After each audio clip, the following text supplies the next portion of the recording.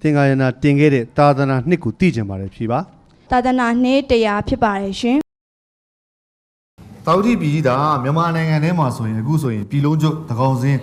စပြီးတော့ကောက်ခံနေရတော့ပါပြီသိကျင်တာတင်တာအဲ့ဒီတောင်ကိုရောမယ်ဆိုရင်အဲ့ဒီတောက်တိပြည်မှာလူကြီးဘယ်လောက်ရှိခဲ့ပါသလဲဖြေပါခုနကလေးပါ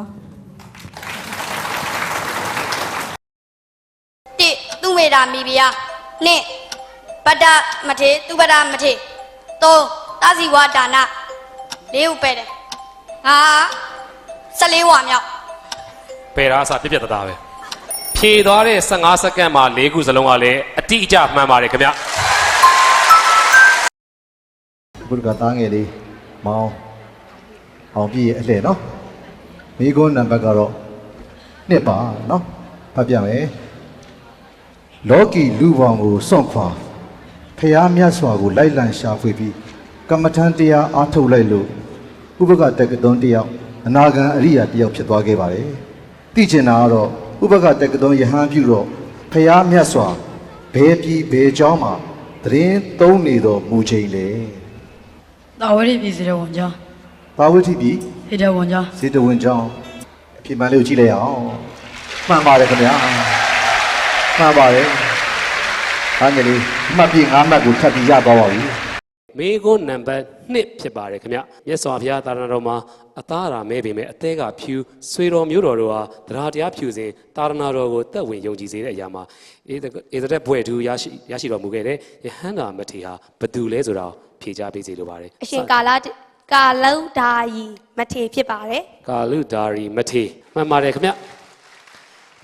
မင်းဖြူမှန်မှန်ပြောစာပါတဲ့ခေါင်းလုံးကြီးကပမာရှိရမင်းကုန်းမှာပါခင်ဗျရွှေစည်းကုံဇေဒီကပမာလဲပကမှာဖျားလေးစုဓာတ်တော်တွေကဘယ်ဇေဒီမှာကိန်းတာလဲရွှေတကုံဇေဒီမြန်မာပြည်မှာတန်ခါယနာဘယ်နှကြိမ်တင်ပြီးပြီလဲနှစ်ကြိမ်ပြည်စမတန်ခါယနာကိုဥဆောင်တဲ့တိုင်းပြည်ကြီးကကတနဒါယကမင်းတုံးမင်းစရတန်ခါယနာကိုဥဆောင်တဲ့တိုင်းပြည်ကြီးကဝန်ကြီးချုပ်ဦးနုစရတန်ခါယနာဥဆောင်တဲ့ဆရာတော်ကညောင်ရမ်းဆရာတော်ပတ္တနာယေဝဒစရတန်ခါယနာရဲ့အမေးပု္ပ္ပာဆရာတော်ကမဟာသီဆရာတော်ဥသောဘနစရတန်ခါယနာရဲ့အဖြေဝိသဇကဆရာတော်ကမင်းကုန်းဆရာတော်ဦးဝိသေဒတာရဘိဝန္တ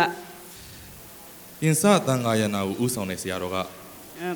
မန္တလေးဒခိနာယမဖရာကြီးတိုက်ဆရာတော်ဇာဂရာဘိဝန္တမထေအိုးစာပြီနံပါတ်1ပညာကိုရှေ့ဆောင်ဦးရဲ့မပြုဘဲနဲ့တရားတရားကိုပဲရှေ့တန်းတင်တယ်ပါရမီဖြည့်ခြင်းနဲ့ဖရာအလောင်းလျာကြီးများရဲ့ပါရမီဖြည့်ခြင်းရာအချိန်ကာလရှေ့သင်ခြင်းနဲ့ကဘာတည်း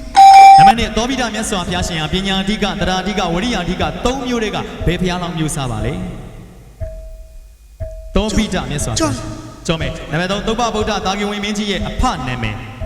မဟာသုဘဗုဒ္ဓတာဂိဝိမင်းအစ္စနာမင်းနံပါတ်4ဇံဘုကတက္ကရုံကိုအကြောင်းပြုပြီးတော့မာသောမာတေကုသကေနာအစရှိတဲ့တရားဒေသနာကိုမြတ်စွာဘုရားရှင်ဟာဘယ်ပြည်ဘယ်ကျောင်းတိုင်းမှာရှိနေစဉ်ဟောကြားခဲ့တာပါလဲရာဇဝပြည်ဝေလူဝန်ကျောင်းဟုတ်ပြီနံပါတ်2ဖြေဖို့ကြံသေးရနော်နံပါတ်2လေးပြန်ပြီးတော့စဉ်းစားကြည့်အောင်သောပိဋကမြတ်စွာဘုရားရှင်ဟာပညာအဓိကရဲ့တရားအဓိကရဲ့ဝရိယအဓိက3မျိုးရှိတယ်ဘယ်ဘုရားလောင်းမျိုးစားဖြစ်မလဲပညာအဓိကအဲ့ဆိုတော့မေကုန်း၄ခုလုံးဖြေပြီးသွားပြီဖြေပြီးသွားပြီနော်โอเคဖြေပေးပါနော်တီးတီးကြကြလေးဒီပင်ကရာနဲ့ကွန်းတင်ညာတည်တင်ချေကွာချပါတယ်ကွန်းတင်ညာနဲ့မင်္ဂလာတည်တင်ချေကွာချပါတယ်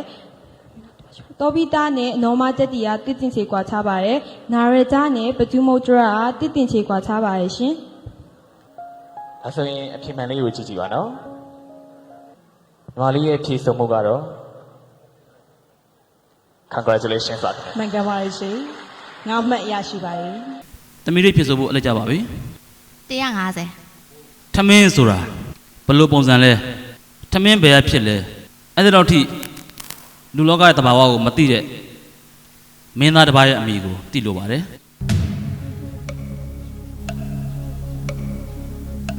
အနုရုဒ္ဓမင်းသားသိကြရင်ထပ်ပြောပြပါ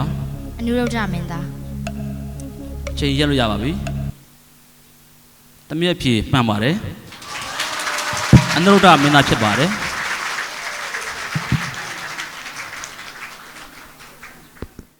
ရာဇဂိုပြည်နှင့် ဝေသားလေးပြည်ကြားအရှိအနောက်ဖြတ်တန်းစီစဉ်သွားလျက်ရှိသောမြစ်ကြီးတစ်စင်းကိုရွေးချယ်ဖြည့်ဆို့ရမှာဖြစ်ပါတယ်ဖြည့်ဆို့မယ်ဆိုလို့ရှိရင်ဘဲလေးနှိပ်ပေးပါရက်တက်မယ်ဆိုရင်လည်းပြောလို့ရပါတယ်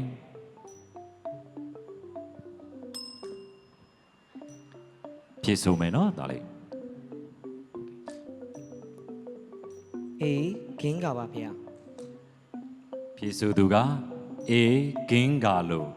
ဖြည့်ဆို့ထားပါတယ်ကျွန်တော်တို့အဖြေစစ်ပါတော့မယ်ခင်ဗျာအဖြေ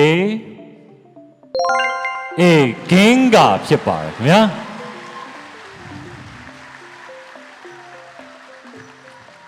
ကောင်းယူပါတယ်360မေကွန်အထိဖြည့်ဆို့နိုင်တဲ့အတွက်ဝန်တာကောင်းယူမိပါတယ်အခုကျွန်တော်တို့အားလုံးအတူတူရင်ခုန်နေရတာကသမီးငယ်လေးရဲ့ငွေကျပ်360ရရှိမဲ့အခွင့်အရေးဖြစ်ပါတယ်မိကွန်လေးကအဇာတသက်မင်းကြီးဤမင်းတိုင်ပင်အမတ်ဝတ္တကာရပုံနာကြီးဟာဝေတာလီပြည်လစ်စဝီမင်းတို့စီးလုံးမှုပြက်ပြားစေဖို့အချင်းချင်းစိတ်ဝမ်းကွဲစေဖို့ဝေတာလီပြည်အတွင်းတရှုအဖြစ်နေထိုင်ခဲ့တဲ့နှစ်ပေါင်းဘလောက်ကြာခဲ့ပါသလဲဆိုတဲ့မိကုံးကိုသမီးလေးကစီ3နှစ်လို့ဖြေဆိုလိုက်ပါတယ်စုချင်းငွေ360တန်မိကုံးသမီးလေးရဲ့ဖြေဆိုမှုမှန်မှန်ကြည့်ပါမယ်အဖြေမှန်ကတော့မှန်ပါတယ်ခင်ဗျာ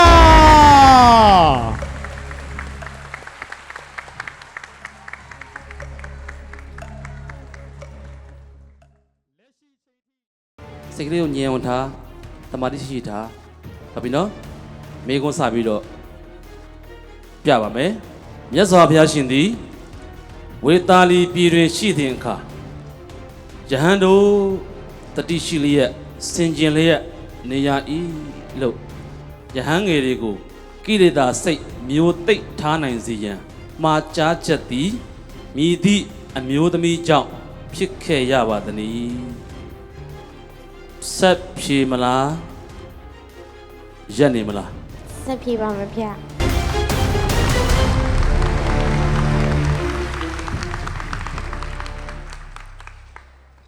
အဖြေ၄မျိုး A တာလာဝရီပြည်တစား B အမ္ဘပါဠိပြည်တစား C တိတိမာပြည်တစား D ဝိမလာပြည်တစားသမီးစဉ်းစားဖို့အချိန်စက္ကန့်30စပါပြီ